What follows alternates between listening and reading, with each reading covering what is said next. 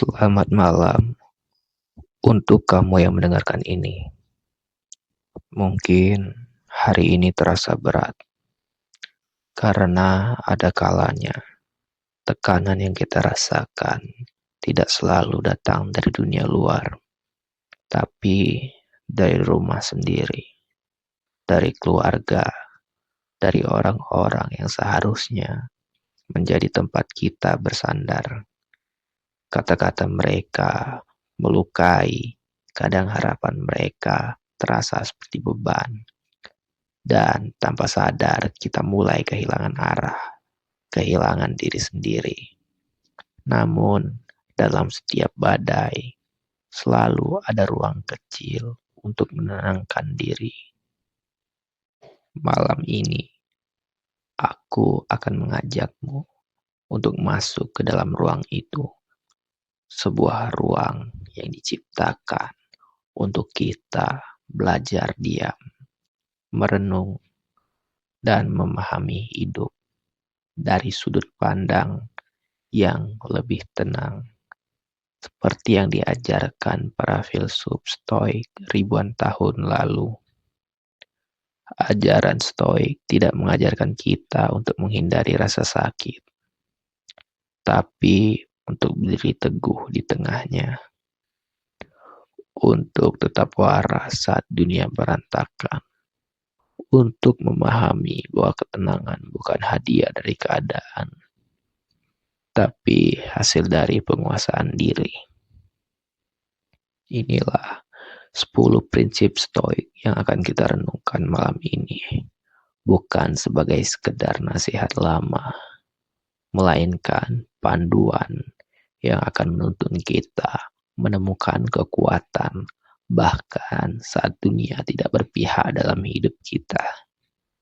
Jadi sebelum kita mulai, tarik napas pelan, tenangkan pikiranmu, dan biarkan setiap kata yang kamu dengar malam ini menjadi cahaya kecil yang menuntunmu melewati gelapnya perasaan.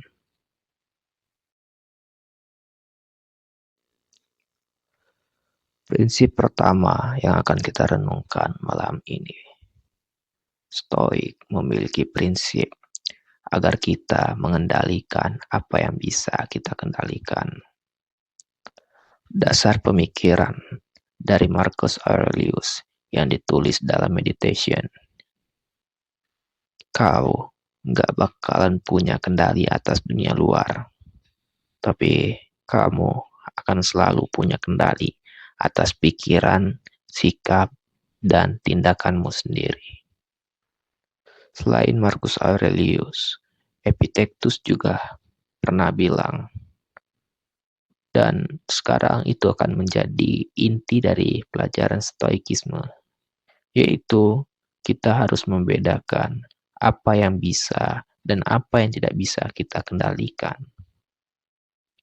Dalam Stoik, ada 2 wilayah kehidupan.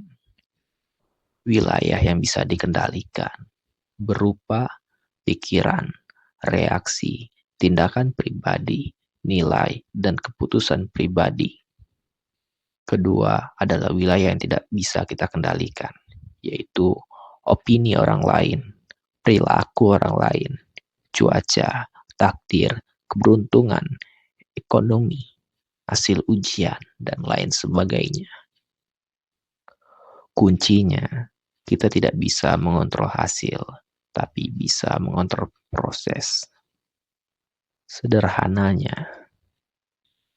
hal ini dapat kita terapkan ketika dapat nilai buruk, walau sudah belajar keras, dimarahi oleh orang tua karena hal yang kita anggap sepele, atau gagal dalam bisnis yang kita rintis. Kebanyakan orang akan langsung kecewa, bereaksi dengan menyalahkan keadaan, atau akan kehilangan motivasi. Tapi menurut Stoik, kamu harus berhenti sejenak dan tanyakan ke diri sendiri, bagian mana dari ini yang bisa aku kendalikan? Karena hanya akan muncul dua jawaban. Pertama, responmu. Kedua, usahamu ke depan. Kamu emang gak bakalan bisa ubah hasil ujian yang udah keluar. Tapi kamu bisa ubah caramu belajar, mentalmu, dan rencanamu untuk ujian berikutnya. Kamu gak bisa ubah sikap keras orang tuamu. Tapi kamu bisa pilih untuk tidak membiarkan kata-kata mereka meracuni ketenanganmu. Stoik menganalogikan prinsip ini seperti laut dan kapal.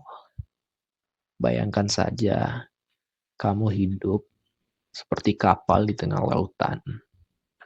Terdapat angin, ombak, dan badai yang di luar kendalimu. Tapi kamu akan sadar arah layar, keseimbangan kapal, dan kemudi itu tanggung jawabmu, dan itu wilayah kendalimu. Kalau kamu sibuk marah ke ombak, kamu cuma bakalan dapat capek dan kehilangan motivasi. Tapi kalau kamu fokus pada arah layar dan kemudi, kamu bisa tetap berlayar bahkan di tengah badai. Mungkin aku akan kasih contoh nyata untuk kamu remaja yang sekarang mengalami masalah keluarga, seperti orang tuamu sering membandingkan kamu sama saudara lain atau bahkan orang lain yang gak kamu kenal. Aku cuma bisa bilang, sampai kapanpun kamu gak bisa ubah cara berpikir mereka. Tapi kamu bisa pilih buat gak ikut ngebandingin diri sendiri dengan saudaramu yang lain, atau bahkan dengan orang lain yang gak kamu kenal. Karena kamu harus fokus pada progresmu, bukan ekspektasi mereka. Contoh nyata ketika terdapat masalah di sekolah. Seperti kamu dapat nilai jelek padahal udah belajar. Nilai adalah hal yang di luar kendalimu. Tapi cara kamu menanggapi kegagalan itu 100% di tanganmu. Kamu boleh marah, boleh nyalahin, atau kamu bisa refleksi dan perbaiki sistem belajar yang kamu gunakan. Masalah ketiga contohnya percintaan atau pertemanan. Seorang bisa berubah, ingat itu. Bisa menjauh atau melakukan hal yang menyakitkan kamu. Tapi kamu gak bisa kendalikan cara kamu buat move on. Kamu gak bisa kendalikan mereka untuk tetap sama. Kamu gak bisa maksain kehendak kamu ke mereka. Itu bukan wilayah kamu. Wilayahmu adalah caramu untuk menyembuhkan diri. Caramu untuk belajar dari situasi itu. Cara kamu buat move on dari mereka. Prinsip ini memiliki kunci yang sangat inti. Bukan pasrah, tapi fokus. Ingat, Stoik bukan mengajarkan kita untuk pasrah dan menerima keadaan apa adanya, tetapi mengalihkan energi dari yang sia-sia ke yang dapat diubah. Pasrah itu sama saja kamu menyerah. Namun Stoik sama saja kamu sadar dan memilih fokus ke hal yang bisa kamu pengaruhi. Coba kamu diam sejenak dan tanyakan ini pada dirimu sendiri. Apakah masalah ini dalam kendaliku? Kalau kamu jawab iya, maka lakukanlah sesuatu. Tapi kalau jawabannya tidak, lepaskan dengan damai. Contoh penerapan lain dalam kehidupan sehari-hari dari prinsip ini adalah saat kamu lagi marah, tariklah napas. Ingat, aku gak bisa ubah sikapnya, tapi aku bisa ubah reaksiku. Saat kamu gagal, ingat, Kamu berkata, aku nggak bisa ubah hasil kemarin, tapi aku bisa ubah strategi besok.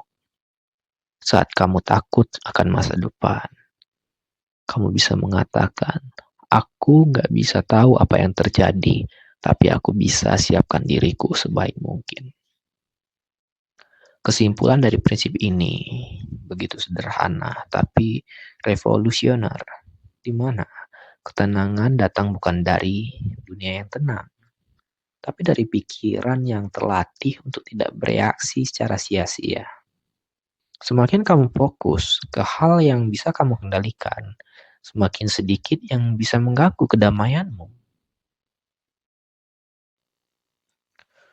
Prinsip ketiga yang harus kamu ingat, yang harus kamu tanami dan kita renungkan malam ini adalah ingat segalanya sesuatu yang sementara.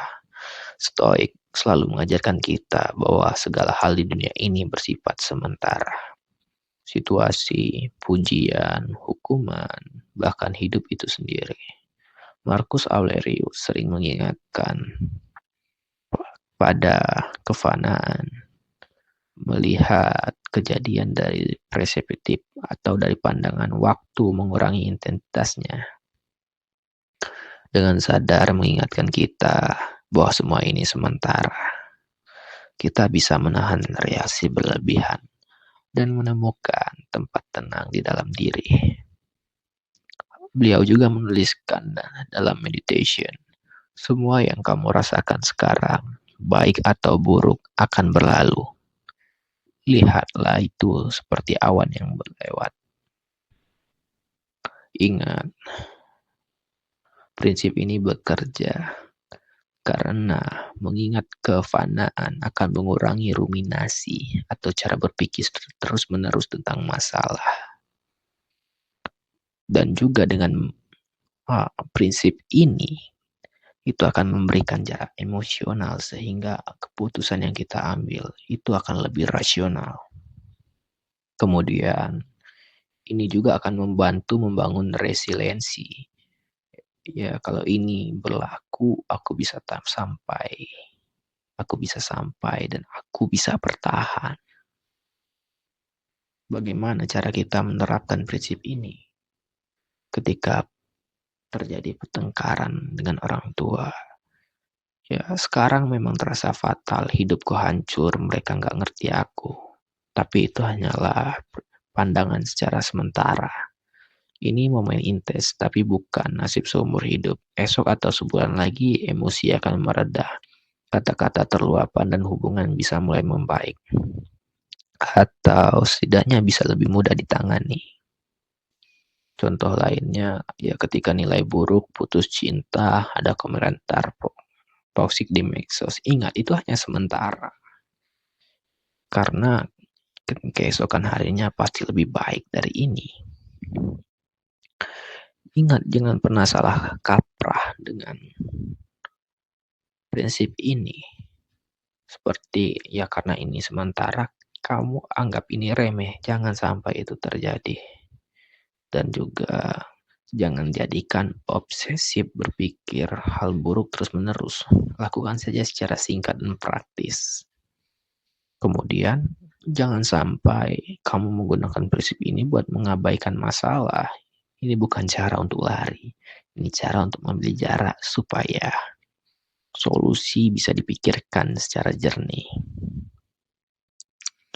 Ingatlah ketika kau nggak bisa mengendalikan emosi. Tarik napas pelan dan katakan ini dalam hati. Ini berat sekarang, tapi ini akan berlalu. Dan aku akan siap saat ia berlalu. Kemudian, prinsip keempat adalah jadikan masalah sebagai guru. Artinya apa? Marcus Aurelius pernah bilang cara singkat, rintangan itu cara untuk berkembang. Kalau kamu ngerti ini, ya setiap masalah berubah. Pandanganmu pada masalah sudah pasti akan berubah. Dari kenapa aku, jadi apa yang mau diajarkan padaku. Di sini Stoik akan melatih kita. Melatih pandangan kita tentang masalah. melatih pandangan kita tentang bagaimana menghadapinya. Stoik akan mengajarkan masalah adalah latihan untuk moral kita. Ingat, kamu nggak akan dilatih ketika semuanya mulus. Kamu dilatih ketika ada gesekan, ada rasa sakit, konflik, dan kegagalan. Dan ya ini cara yang paling efektif sebenarnya. Seperti mengubah mindset dari victim, merasa tersakiti, menjadi mengurangi rasa apes dan meningkatkan kontrol. Fokus ke pembelajaran, membuat emosi negatif jadi lebih terarah. Terus dengan ini juga kita akan memberikan tujuan pada rasa sakit, bukan sekedar menderita. Rasa sakit itu akan menghasilkan skill atau kehati-hatian yang bisa kita pelajari. Ketika kita menghadapi permasalahan, kita harus bisa melabelinya. Kemudian tanyakan dan rumuskan aksi kecil sebagai latihan. Kemudian kita ulangi dan evaluasi. Aku pastikan permasalahan itu akan menjadi guru terbaik dalam hidupmu. Ya, seperti ketika dapat nilai jelek atau ada masalah dengan orang tua, ada teman yang mengkhianati, kepanikan akan masa depan. Aku pastikan kamu bisa mengatasi semua itu hanya dengan melabelkan masalahnya, kemudian tanyakan pelajaran apa yang bisa aku ambil. Kemudian rumuskan satu aksi kecil sebagai latihan. Ulangi, evaluasi. Kupastikan kamu bisa melewati permasalahan itu. Dan kamu akan berdiri tenang seolah menari di atas badai masalah itu.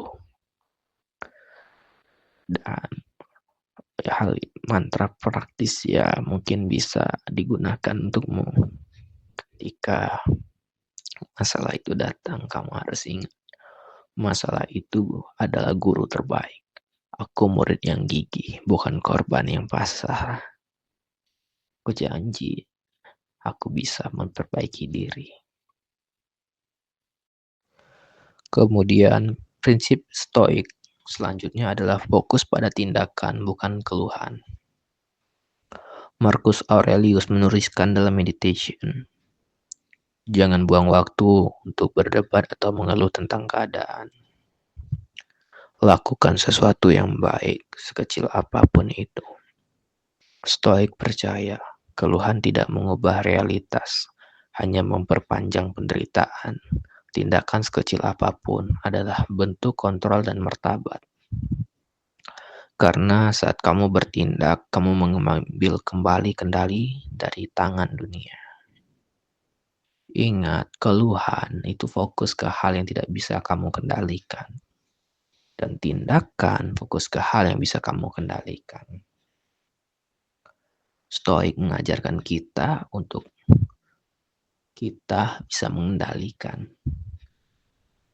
tindakan kita. Tapi di sini bukan berarti kita harus cuek terhadap rasa sakit. Karena mereka tahu batas kalau energi kita ini terbatas. Menghabiskan waktu untuk marah, untuk iri, atau menyalahkan dunia. Ini hanya akan semakin menguras energi yang bisa kita pakai untuk merubah dunia.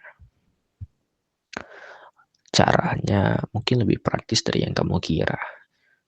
Saat mengeluh, coba kamu pikirkan, kenapa hidupku berat banget? Kenapa begini? Ketika kamu mengeluh seperti itu, stop, berhenti di sana, tarik napas. Kamu akan sadar bahwa kamu lagi kehilangan arah kendali.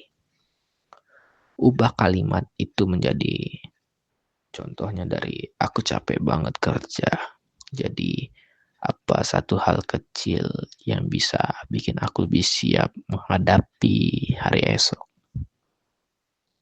Dengan begitu, pikiranmu akan terreset otomatis, tidak menganggap hal itu berat dan menjadi sadar bahwa tanggung jawab itu bukan beban, melainkan apa yang kamu pilih. Ingat, jangan secara sederhananya, prinsip ini mengajarkan kita untuk berhenti berdoa sebenarnya, dan ini yang sering disalahpahami oleh banyak orang. Memang benar, prinsip ini akan mengajarkan kita untuk berhentilah berdoa agar badai itu berhenti. Tapi apakah kita benar-benar berhenti berdoa? Tidak. Kita akan mengganti doa kita menjadi berdoalah agar Tuhan mengajarkan kita cara menari di tengah badai. Jangan habiskan hidupmu untuk marah pada keadaan, tetapi habiskan hidupmu untuk membentuk dirimu sendiri, karena dunia nggak akan selalu adil. Tapi kamu bisa bertindak dengan bijak. Stoik ini mengajarkan kita untuk berhenti mengeluh. Sekarang, bergeraklah. Kemudian prinsip ke-6 yang bisa kita renungkan malam ini adalah Stoik memandang sesuatu dari sudut pandang yang lebih luas. Marcus Aurelius mengatakan, lihatlah dari ketinggian, bumi kecil, manusia kecil, masalahmu lebih kecil lagi. Ini bukan tentang menyepelekan rasa sakit, tapi mengingatkan hidupmu jauh lebih luas daripada satu kejadian yang menyakitkan. Ketika kamu terseret oleh emosi, ketika kamu melihat dunia dari kacamata yang begitu sempit, tapi ketika kamu naik melihat dari atas seperti burung di langit, kamu akan sadar hal yang kamu anggap awalnya sebagai akhir dunia ternyata cuma satu episode dari perjalanan panjang. Filosofi ini tercipta di balik prinsip ini. Manusia mungkin sering tenggelam dalam pandangan sempit. Mereka sering berkata, aku gagal, hidupku berakhir. Padahal Stoik mengajarkan, lihatlah gambaran besarnya. Semua yang kamu alami hari ini, masa lalu, masa depan, tentang konflik keluarga, penolakan, kegagalan cinta, kegagalan karir, bahkan kehilangan, ternyata itu hanya bagian kecil dari proses pembentukan dirimu. Bukan sesuatu yang melawanmu, tapi inilah adalah sesuatu yang membentukmu. Cara melatih agar sudut pandang kita lebih luas adalah kita harus bisa naik ke posisi pengamat. Saat stres, coba kamu bayangkan kamu melihat tubuhmu dari luar, dari jarak yang jauh. Ketika kamu melakukan itu, apa yang kamu lihat? Seorang manusia muda sedang berjuang. Semua manusia lain juga begitu. Pandangan ini langsung menurunkan ego dan kepanikan kita. Terus coba kamu tanyakan, apa ini penting sebulan lagi? Apa masih penting ini setahun lagi? Ternyata 80% masalah itu ternyata hanya penting hari ini, bukan selamanya. Kamu bisa lihat dari kehidupan orang lain. Dan itu mungkin akan membuatmu sadar bahwa kamu bukan satu-satunya yang sedang kesulitan. Aku mengatakan ini bukan untuk menyepelekan penderitaanmu, tapi biar kamu tahu bahwa kamu tidak sendiri. Semua orang sedang berjuang dengan lukanya masing-masing. Fokuslah kepada hal yang bisa kamu syukuri. Kadang cara melihat lebih luas adalah dengan menyalakan cahaya kecil. Aku masih punya tubuh sehat, ada orang baik di sekitarku, kesempatan mencoba lagi. Itu adalah suatu hal yang harus kamu syukuri. Ingat, prinsip ini sering menjebak kita. Bukan berarti kita cuek, ingat itu. Prinsip ini sangat menjebak sebenarnya. Melihat lebih luas bukan berarti kamu menolak perasaan. Kamu tetap boleh sedih, tapi jangan biarkan sedih itu membutakan mata dan hatimu. Dan juga jangan pakai perspektif pandangan luas ini untuk menyepelekan orang lain. Masalahmu memang kecil, bukan kalimat. Stoik. Stoik mengajarkan melihat lebih luas bersama, bukan untuk meremehkan. Ingat, prinsip ini mengajarkan kita untuk melihat dari atas agar hati tetap tenang di bawah, bukan untuk meremehkan orang lain. Prinsip ketujuh adalah latihan menghadapi kehilangan. Marcus Aurelius Seneca Epictetus sering melakukan latihan ini. Mereka membayangkan kemungkinan buruk yang ketika itu terjadi kita nggak bakalan kaget lagi. Kita tetap bisa bertindak. Intinya kita mempersiapkan mental tentang kehilangan atau segala sesuatu hal buruk. Tapi tujuannya itu bikin kamu lebih tenang, lebih bersyukur, dan lebih siap untuk menghadapi kehilangan. Marcus Aurelius berkata saat itu tuh, latihlah dirimu melihat kemungkinan hilang sehingga saat ia datang kamu tetap tegar. Ini sejujurnya sangat efektif. Aku pun mengakuinya karena aku sering menggunakannya. Jujur saja, prinsip ini mengurangi shock, mengurangi kecemasan, antipatif, atau rasa takut tidak jelas lah intinya. Prinsip ini juga meningkatkan rasa syukur, serta sangat membantu dalam adaptasi penerimaan kenyataan. Karena kita sudah pernah membayangkan dan merasakan bagaimana kehilangan itu sebelum kehilangan itu benar-benar datang. Caranya ya sebenarnya sangat sederhana. Cari tempat yang tenang, atur pernapasan, bayangkan hal yang mungkin paling kamu takutkan, mulai dari yang ringan aja. Kemudian kamu mulai bayangkan, visualisasikan secara singkat. Bayangkan juga langkah apa yang bisa kamu lakukan ketika itu terjadi.